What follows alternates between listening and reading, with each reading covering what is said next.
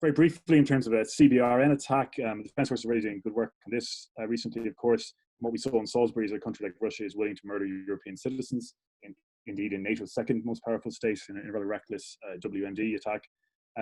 Would they be willing to do so in Ireland? Well, Ireland is increasingly becoming a sort of an area of more pronounced intelligence activity, and you know, there certainly is a risk there that a Russia under threat, a Russia that's feeling an unstable and weakening Russia, which is what's happening economically to Russia right now and politically, I'd argue.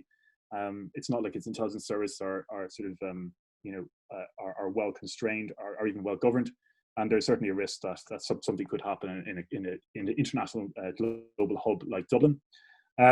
What about unexpected events? Well, I think are the risk from long-standing violations of Irish coastal waters and airspace. As a man who grew up in Galley Head, I can tell you that Irish coastal waters have been violated many times over our state's history. But in terms of more recent events, of course, what we're seeing is that Russia again sort of probing to see what the UK and NATO can do and what Ireland can do in terms of our maritime and our maritime security, but also our airspace.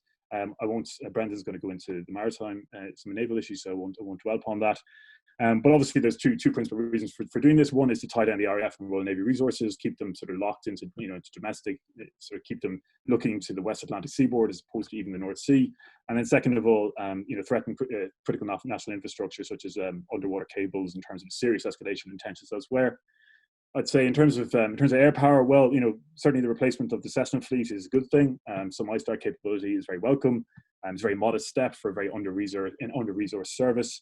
And it certainly doesn't go far enough to mitigating the serious threats that we've seen in recent years in terms of violations of Irish-controlled airspace, but also in terms of activity in the Irish Sea as well on the naval side, which is also concerning, particularly for the Royal Navy here, but should also be of concern for Ireland.